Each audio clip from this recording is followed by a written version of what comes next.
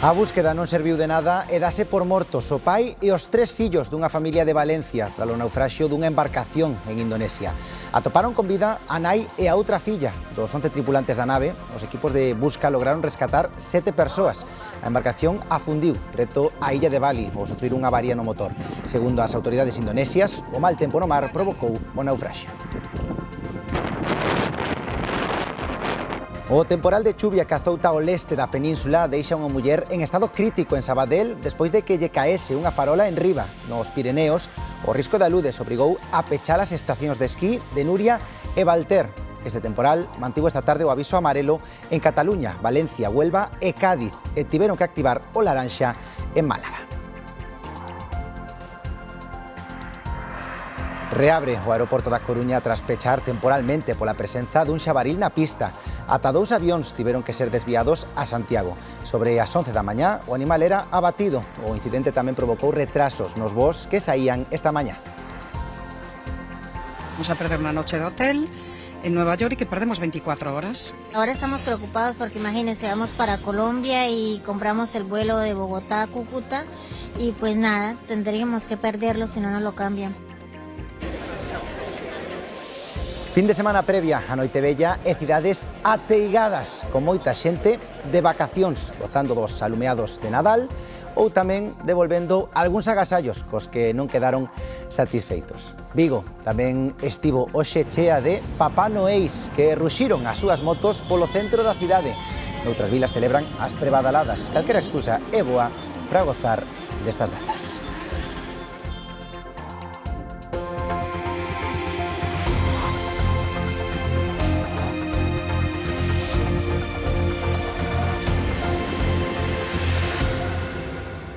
Saúdos, que tal? Boas noites. Traxedia en Indonesia. 4 membros dunha familia valenciana desapareceron tras naufragar un barco turístico e danse por mortos despois dun baldío rescate. As posibles vítimas son un pai e 3 fillos de 12, 10 e 9 anos. A súa esposa e a outra filla lograron salvar a vida.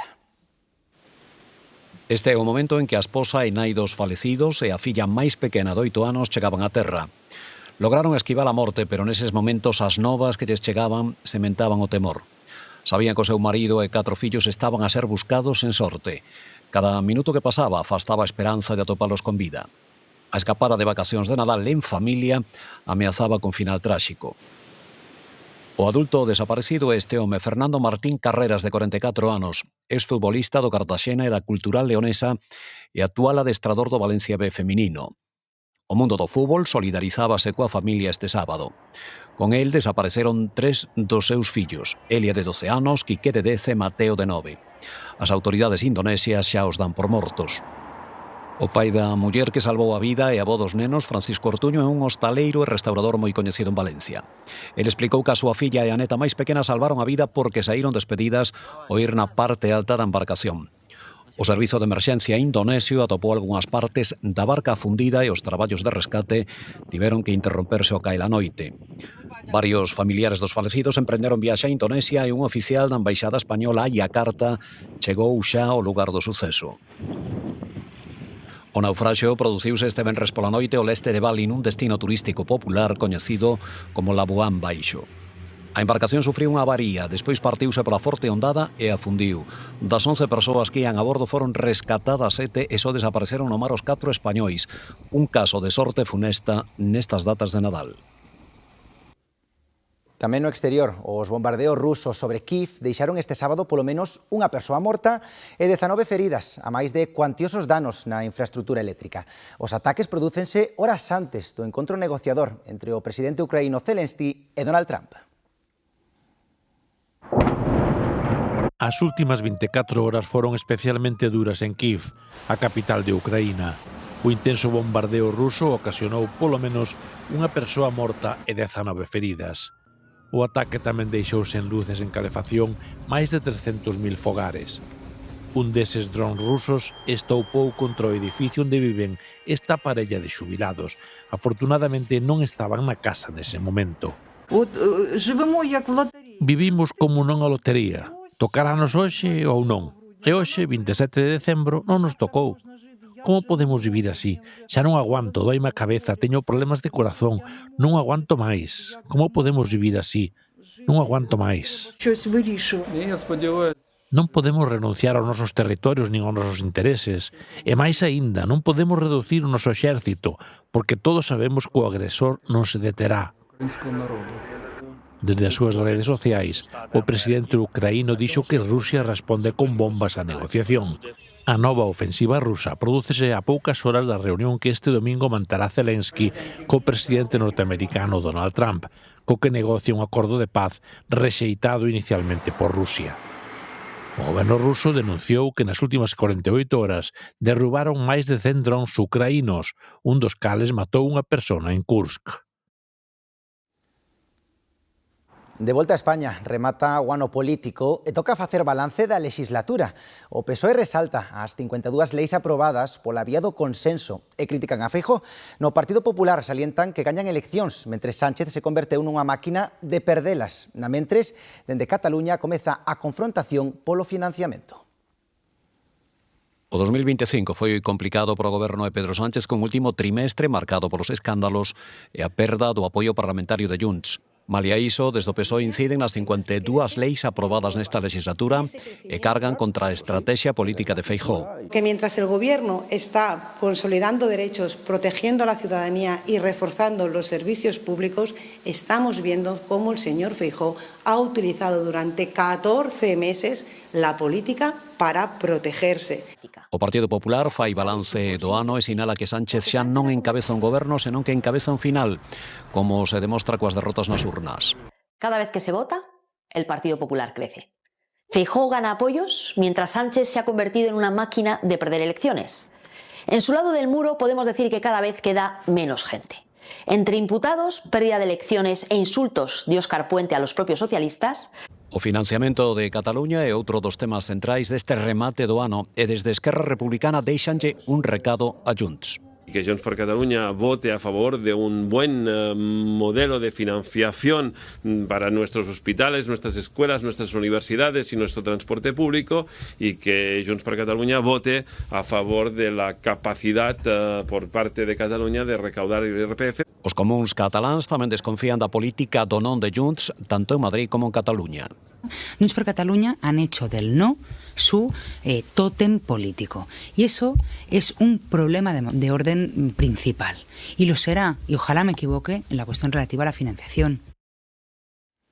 O Departamento Catalán de Agricultura e Gandaría levantará a partir do 8 de xaneiro as restriccións pola dermatose nodular contagiosa na zona de Casada Selva, en Xirona. O Goberno toma esta decisión despois de 45 días en novos casos. Deste xeito, a actividade gandeira poderá retomar os traballos habituais nas explotacións afectadas por este foco, tamén a que corresponde a entrada de animais. Aínda así, as restriccións continuarán en Francia. Aquí en Galicia, Medio Rural mantén as medidas da prevención fronte á dermatose nodular contagiosa ata o 1 de febreiro para protexer a cabana bovina galega. Atopan o cadáver dun home na zona de Isla Maior en Sevilla tras precipitarse un coche á auga. Un operativo dos mergulladores da Garda Civil despregouse tras detectar a presenza dun vehículo no lugar. Os axentes localizaron o corpo sen vida nun prazo da canle de Rego atrapado entre a vexetación. Un equipo da Policía Xudicial investiga as circunstancias que rodean este suceso á espera da autopsia que determine as causas exactas da morte do home. En 48 horas, 3 homicidios en Madrid. O último, un home de 60 anos apuñalado nunha vivenda do barrio de Usera. Axentes da policía se detiveron o suposto agresor e non desbotan un axuste de contas como móvil do crime, xa que se encontraron drogas na casa. A víctima e o suposto agresor son de nacionalidade española. En Redondela rescataron o corpo sen vida dun home nunha zona de difícil acceso. O falecido de 80 anos caeu por un valado de 2 metros de altura. Foi un ciclista quen alertou os servizos de emerxencia contra as 9:30 da mañá. O falecido paseaba na compaña dun veciño cando sufriu un vaído e caeu por un noiro na parroquia de Cedeira. Ata o lugar desprazouse persoal sanitario, bombeiros e policía. Tras rescatar o corpo, só puideron certificar o falecemento do home. E o incendio dun coche nun garaxe obrigou a desaloxar un complexo de apartamentos na localidade de Sa Coma, en Mallorca. A Policía Local e a Garda Civil desaloxarono preventivamente. Atenderon 23 persoas por inhalación de fume, das que 19 foron asistidas no mesmo lugar e 4 foron trasladadas ao Hospital de Manacor en estado leve.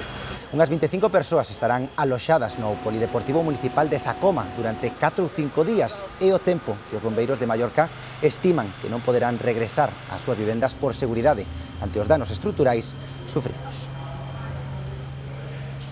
E xa reabriu o aeroporto da Coruña tras pechar temporalmente esta mañá pola presenza dun xabaril na pista. Ata 2 avións tiveron que ser desviados a Santiago. Sobre as 11 da mañá o animal era abatido e restableceuse o tráfico aéreo. Con todo, o incidente tamén provocou retrasos nos voos que saían esta mesma mañá. Unha incidencia aeroportuaria moi pouco habitual, a presenza dun xabaril na pista obrigou a activar o protocolo de seguridade e a pechar temporalmente esta mañá o aeroporto de Alvedro. No, o sea, muchas cosas, pero el jabalí no, ¿eh? ¿Qué nos pasó? No, el jabalí es nuevo. No, en la vida, la verdad, ¿eh? Os voos afectados foron un procedente de Madrid que tiña prevista a súa chegada ás 8:40 da mañá e outro que chegaba de Milán ás 9:10. Tiveron que ser desviados ao aeroporto Rosalía de Castro de Santiago. Ademais, outros 2 voos con saída desde Alvedro e destino a Madrid e Barcelona sufriron atrasos. A incidencia alterou os plans de moitos viaxeiros, sobre todo dos que tiñan escala nestes aeroportos. Porque imagínense, vamos para Colombia y compramos el vuelo de Bogotá a Cúcuta y pues nada, tendríamos que perderlo si no nos lo cambian. ¿Por qué? Claro, porque ahora íbamos a Madrid, Madrid-Múnich, pero si perdemos este enlace, si perdemos ya no tenemos enlace a Múnich. No hay más vuelos, nada más No que hay hay. un vuelo a Múnich está. Y el siguiente será mañana. Nosotros volvemos ya de vacaciones, con lo cual tampoco es que supone no llegar a las 5 de la tarde, llegar a las 11 de la noche, bueno, pero tampoco es, pero la gente que empieza las vacaciones es un problema gordo. A Nueva York. Bueno, a Madrid desde aquí, de Madrid a Nueva York. Pero hay un único vuelo al día, entonces significa que vamos a perder una noche de hotel en Nueva York y que perdemos 24 horas. O peche de Alvedro mantívose durante case 2 horas, ata que o xabaril foi abatido arredor das 11:10 da mañá. Ás veces, os premios millonarios da lotaría non traen a felicidade, e senón que lle digan os vecillos de Villamanín, en León. A Comisión de Festas repartiu máis participacións do Gordo das que foran consignadas na Administración. A maior parte da xente está de acordo en repartilo o que tocou. Esta era a lóxica euforia coa que recibiron en boa parte de Castela e León o premio gordo da lotería de Nadal que este ano recaeu nos 79.432. E esta é a situación actual en Villamanín, un dos lugares onde se vendeu o gordo deste ano. Silencio e división nesta localidade da montaña leonesa, onde o gordo chegou da man dos 15 mozos da Comisión de Festas. Os mozos venderan 90 décimos en participacións de 5 euros. Un dos compradores xogaban 4 euros na lotaría e o quinto euro era para financiar as festas. Pero en experiencia xogoulles unha mala pasada, xa que antes do sorteo tiñan que consignar as participacións vendidas na Administración e non o fixeron, xa que 50 quedaron na casa dun deles. Logo, a sorte ou a mala sorte fixo co gordo caese xusto nese número. A reunión veciñal deste venres non solucionou as cousas, a pesar de que os mozos entregaron os décimos da Comisión de Festas e os seus particulares, pero aínda faltan 2 millóns de euros. Sé que ha sido de manera desinteresada, o sea, sin intención de cometer el error, y yo abogo porque todos los vecinos apuesten por la concordia. Yo por lo menos no renuncio. Yo no renuncio, o sea, que no las hubieran vendido, es que no es problema de los que hemos comprado las participaciones. Así as cousas, o asunto probablemente remate nos tribunais, cun pobo ao que o gordo trouxo tantos cartos como a división veciñal. A Xustiza dalle a razón aos comerciantes da Praza de Abastos de Ourense e frea o seu desaloxo de emprazamento provisional na Alameda. A decisión xudicial non entra polo momento no fondo da cuestión, pero si admitiu a trámite o recurso interposto pola Asociación de Praceiros contra a orde de desaloxo fixada polo Concello pro vindeiro 9 de xaneiro, unha orde de desaloxo que queda polo de agora suspendida. E mentres o alcalde di que esta é unha nova xogada dos praceiros para gañar tempo de balde.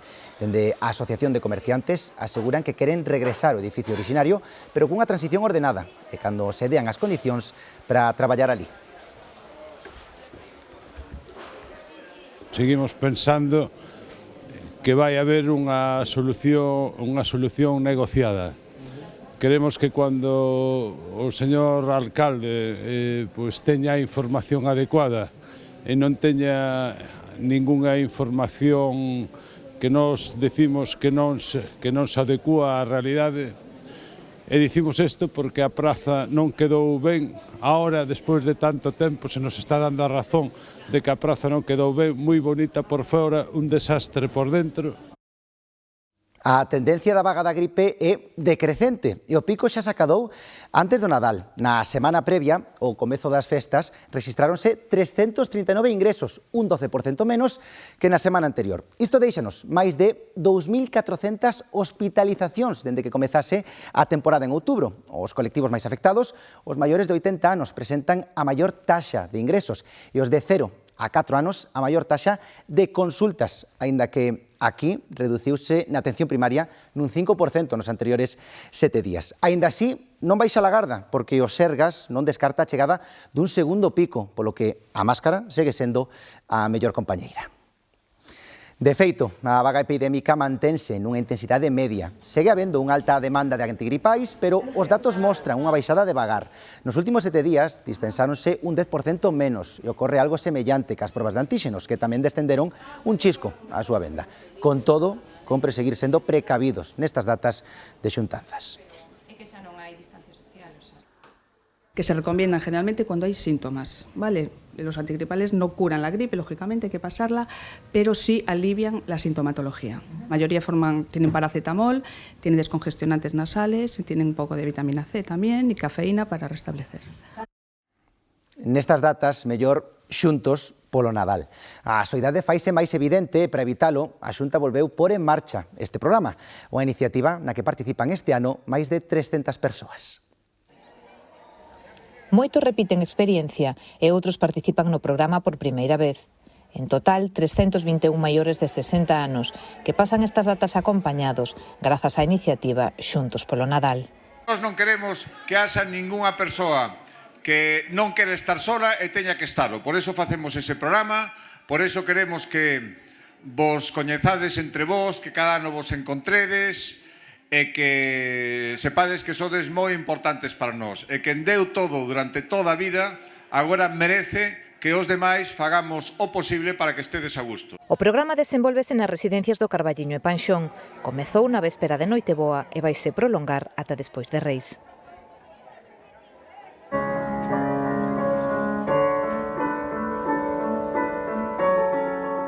A música ten beneficios para a saúde e pode aliviar o proceso de hospitalización polo que pasan pacientes e familiares, máis difícil aínda nestas datas. Estudantes de piano puxeron en práctica esta terapia e encheron de música o Complexo Hospitalario Universitario de Ourense. Tocaron nos vestíbulos de 3 plantas do hospital nos servizos de neuroloxía, neumoloxía e traumatoloxía. As actuacións forman parte do programa Música e Saúde, que une arte e coidado, organizado polo Servizo de Humanización do Hospital de Ourense.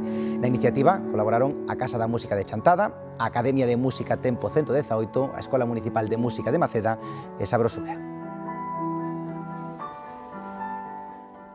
Máis cousas, moito frío esta mañá, xa o notarían, todas as provincias estiveron por baixo dos 0 graus e o que resta de 2025 non vai ser moi diferente, aínda que agardamos a Alejandro Álvarez non chegar ás mínimas de hoxe.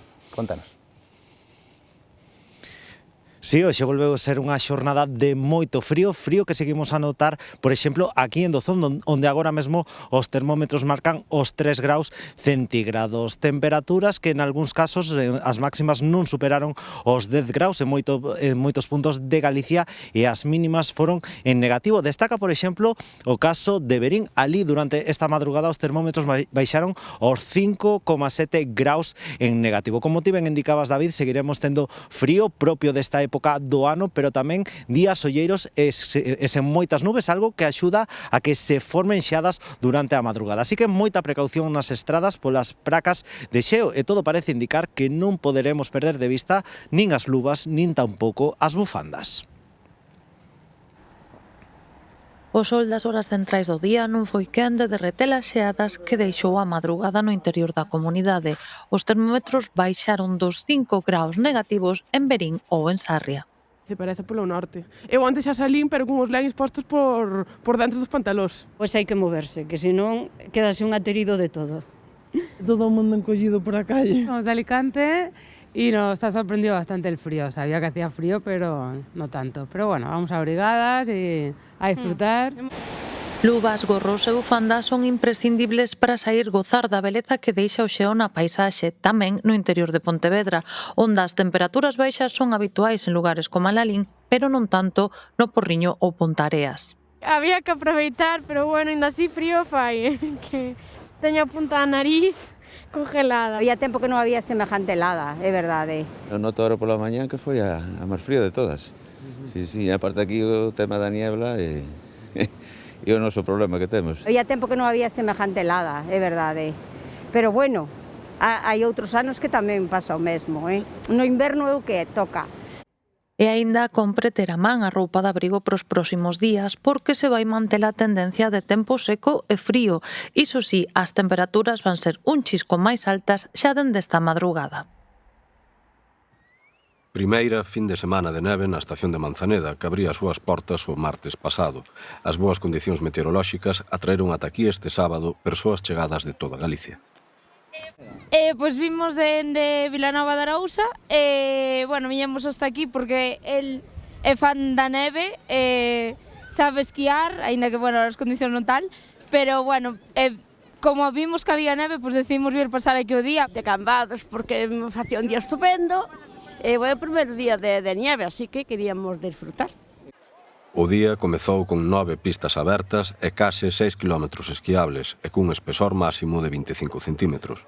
Nas pistas coincidían os esquiadores habituais con persoas que practicaban o esquí por primeira vez. Vimos dende o barco de Valdeorras e nada, regalaronlle a nena unha experiencia de un curso de esquí e viñemos hasta aquí a pasar o día, que además está un día bárbaro. Pois probei co esquí, pero non me gustou tanto, pero no trineo sí. Segundo a predición de Meteo Galicia, as temperaturas mínimas en Manzaneda vanse manter por debaixo dos 0 graus ou superarános por moi pouco, o que vai axudar a que a neve se manteña nos últimos días do ano. Pois no resto de España, o temporal de chuvia mantivo este sábado o aviso amarelo en Cataluña, Valencia, Huelva e Cádiz. Durante a tarde, as bategadas obrigaron a activar o aviso laranxa en Málaga. Mañá ampliarase a varias comarcas de Granada e Almería. Ata esta medianoite está activo o aviso por acumulación de chuvia en Cataluña, onde se mantén a fase de alerta por inundacións, fundamentalmente nos ríos de Xirona. O Tordera e o Onllar baixaban xa o límite esta mañá.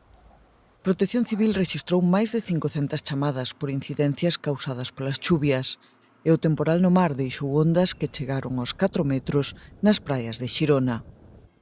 Os refachos de vento tamén están causando danos importantes. Unha muller está en estado crítico despois de que lle caese enriba un farol no centro de Sabadell, que tamén lle causou feridas de carácter leve a outro viandante.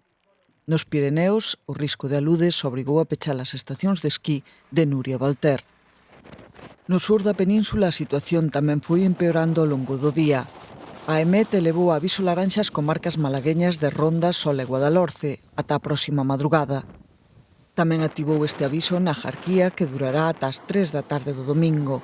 Mañá tamén estará activo na costa de Granada e comarcas de Almería. Fin de semana, comercios abertos é unha boa oportunidade para devolver eses agasallos que, sexan sinceros, non gustaron tanto, porque Papá Noel non acerta sempre. O que máis se devolve nestes casos é roupa, e a culpa normalmente tena o talle ou algunha cor que non remata de convencernos. As mulleres efectúan máis devolucións, o 70%, 7 de cada 10, e prevese que en liña este Nadal fáganse máis cambios, máis de 138.000, o que supón un cambio, unha devolución cada 32 segundos, ou o que o mesmo, dúas por cada minuto. No que levamos de tempo neste telexornal xa van de voltas unhas 30 prendas. Onde seguro que notan este bulir de bolsas é nos centros comerciais, xornada de devolucións e compras para Noitevella ou mesmo encargos para os Reis Magos. Cintia Piñeiro.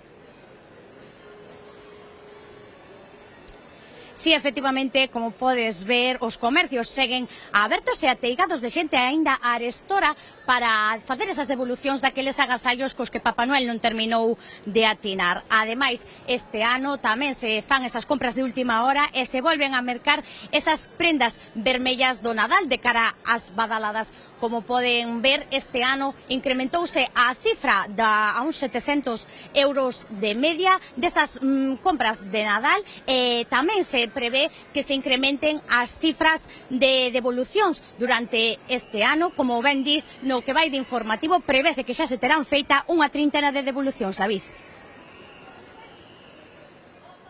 Pasou o día de Nadal, pero aínda temos por diante datas de reunións, festas e agasallos. Seguimos en pleno período de consumo. O bulicio nos centros comerciais reflectíano este sábado. Sí, a ver que hai por aí, sí. Pois sí, para ellos, para Reyes, ou así.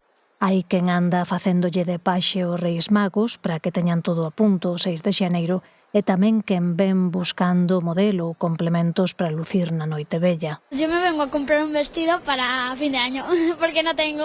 Hai cousas compradas, pero bueno, sempre se mira algunha cousiña para pedir aos Reis Magos, claro. Tampouco faltan os que van cambiar algún regalo de Papá Noel, aínda que a maioría dos consultados asegura que este ano estivo bastante acertado. No he devuelto nada. O sea que te gustou todo? Todo. Son regalos que te hacen y tienes que ir a cambiar la mayoría. La nieta muy contenta hoy dice, otra vez quiero que venga Papá Noel. O gasto medio por persoa durante estas festas en España rolda os 800 euros, segundo datos da OCU. As partidas máis importantes son as dedicadas aos regalos e á alimentación. Vigo acolleu esta tarde unha cita clásica do Nadal que deixa unha imaxe chamativa. Máis de 8.000 Papá Noeles percorreron a cidade subidos nunha moto. O evento ia celebrarse o sábado pasado, pero tivo que adiarse polo mal tempo. Hoxe sí, acompañou o día e os participantes responderon cunha asistencia masiva. Unha marea de traxes vermellos con fitas brancas encheu o centro de Vigo no medio do estrondo dos motores. A maioría ía sobre dúas rodas, aínda que tamén se permitía outro tipo de vehículos. O importante era sumarse a un evento ineludible no Nadal olívico. Aquí estamos haciendo la ruta de Papá Noel, divirtiéndonos un rato aquí en Vigo. Todo una maravilla. A pasar a primeira vez, moi ben. Interesante a experiencia. Despois de moitos anos, estreno moto fai pouquiños meses e fíxome bastante ilusión. Llevo desde la primera edición viniendo y la verdad que no me la pierdo nunca. La levamos desde 2016 vindo aquí. Hai que ser solidario. Nin coche nin moto. É unha cousa intermedia, unha cousa é outra. 15 edicións conta xa a tradicional Papá Noelada, este ano con máis participación incluso co anterior, con máis de 8.000 moteiros. Que se calcula por la policía entre 8 y 10.000 motos, eso significa que estamos hablando entre casi 20.000 participantes, porque todos traen paquete, como se dice en la jerga motera. La gente cada vez se conciencia más de que son 2 horas que vamos a bloquear la ciudad, pero que no pasa nada, que repartimos alegría. Levar a ilusión a toda a cidade non é o único propósito deste evento, xa que ten tamén unha fin solidaria para o Banco de Alimentos. Todos los años la gente trae kilos de alimentos y colabora. Este año pusimos solidaria para animar más, para llegar a los 5.000 kilos, ¿no? A 5 toneladas. A noite en que traballou Papá Noel xa pasou, pero eran tantas as entregas de agasallos pendentes polo mal tempo que varios clubes de moteiros da contorna xuntáronse para axudaranlle no reparto. Pois os Papá Noéis en dúas rodas xuntáronse en Vigo cos milleiros de persoas que aproveitan para visitar a decoración e o alumeado na cidade.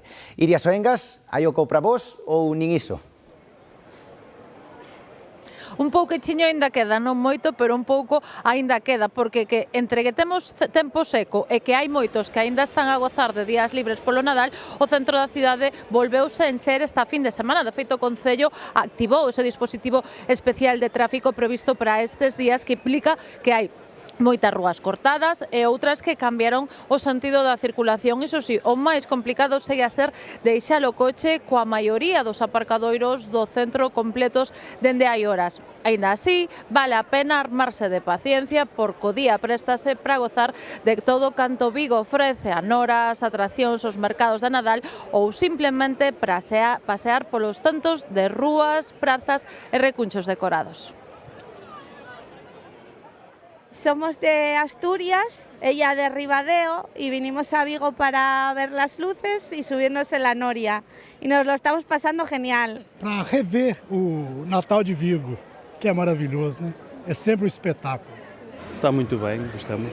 Andamos agora na roda gigante, já visitamos aqui a cidade. Está muito bem, estamos a gostar. He venido a ver a mi familia aquí, soy de Francia, en los Alpes. Y es súper bonito, me vine porque me encantan las luces, o sea, el ambiente está genial. Ya viñemos ano pasado, este ano pois tamén tocaba, como tradición navideña. Es muy bonito, me ha encantado, la verdad, muchas luces, mucho ambiente, muy bonito todo, me ha gustado mucho. E atendan agora o curioso enlace, o celebrado en Láncara. Unha parella elixiu a capela dun tanatorio para darse o sí quero. O lugar non tivo máis actividade que esta boda. Acolleu os noivos e os invitados, que non recelaron de asistir á cita. A cerimonia oficiouse polo rito celta, ante un cento de asistentes. A hora de elixir o lugar ideal para celebrar unha boda, cada un ten as súas preferencias. Eu casaríame, sí, nunha isla paradisíaca, sí, ao lado do mar.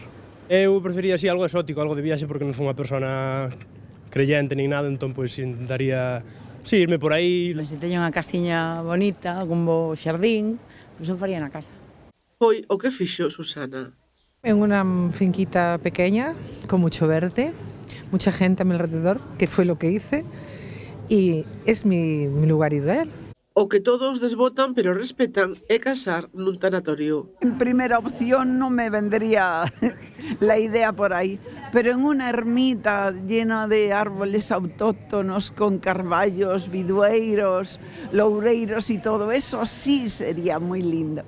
Un tanatorio no me convence demasiado, pero no tengo ningún sitio concreto en el que elegiría. Todo sería ver cómo está puesto, cómo está decorado. Nesta familia de orixe argentina decántanse pola praia. Sin dudas, en la playa de Fox. La playa de Foz me gustó mucho, la de Barreiro me gustó mucho, pero bueno, una playa así en concreto para... En Ovicedo hay muy lindas playas, sí. Ni playa ni ningún otro lugar, digamos. Yo elegiría una iglesia.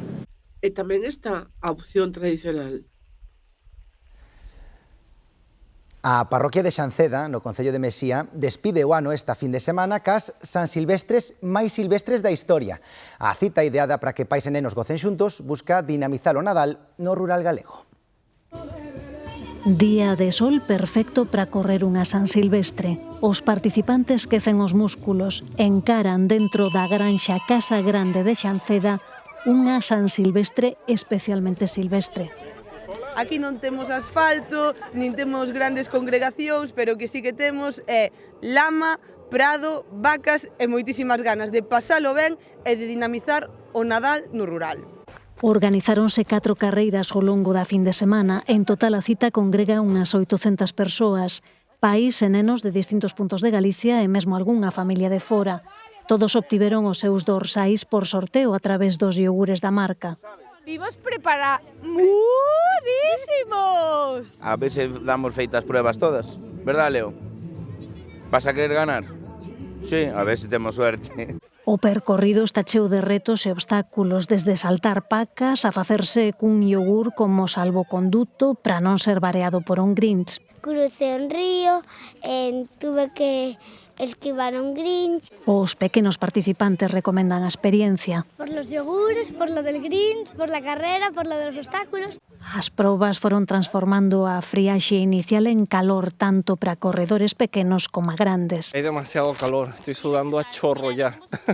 Quizáis esta Xan Silvestre non se repita, pero na granxa xa están pensando en novos eventos para o seu Nadal rural do ano que ven.